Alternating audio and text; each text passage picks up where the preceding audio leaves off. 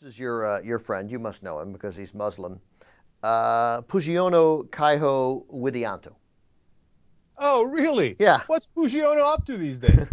Well, he's been found guilty, I'm sorry to say, of sexually abusing a minor. He's an Indonesian cleric, a Muslim cleric. Of course, Indonesia has the 237 million Muslims. Predominantly Muslim, obviously. Is that where most Muslims in the world live? Is that right, Jake?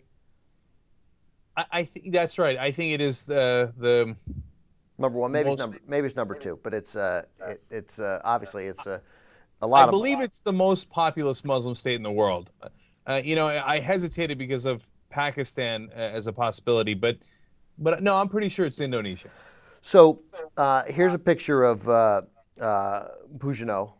You see him there. He's got the beard. He's got a little Jason Statham hair up top, which is kind of cool. So he's found guilty of sexually abusing a minor. He ran an Islamic boarding school. He owned a lot of businesses, and he had a wedding in Central Java, the Central Java province, in '08. Thousands of people went, and he married a 12-year-old at that wedding. Of course he did. So this is what got him in trouble and what got him convicted. Muslim men, of course, they can marry up to 4 wives in Indonesia, but those women have to be older than 18. So he's just like, I mean, it's the most obvious breaking of the law ever.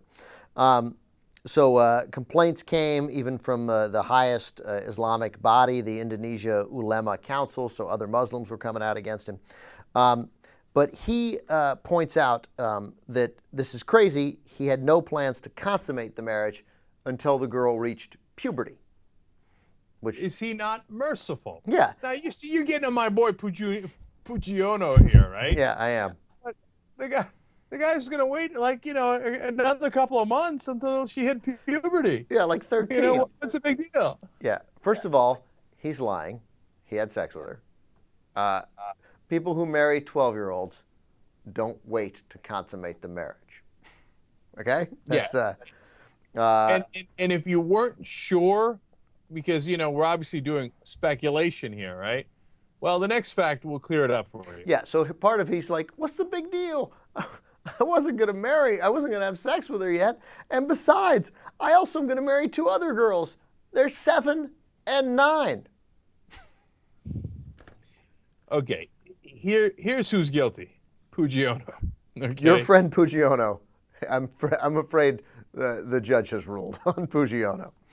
Yeah, there's no question about it. And the guy's, as pervy wanker as it gets, but it's much worse than that. I mean, this is not just being about pervy. This is terrible, and people, and it's not a cultural thing. The people in Indonesia thinks it's terrible, right? Muslim people think it's terrible. Everybody thinks it's terrible.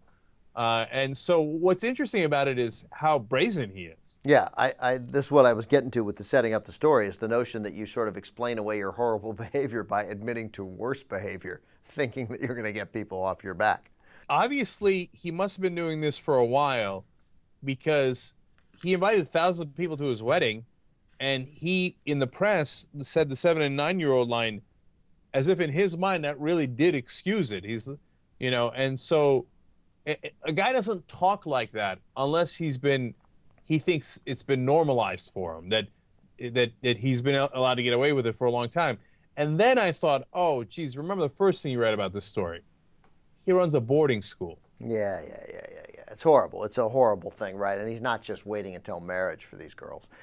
No, it's a terrible story. And of course, it's not insignificant that many of the people who do this are religious leaders. And of course, yeah, instantly. Yeah, of course. He's a cleric. Of course.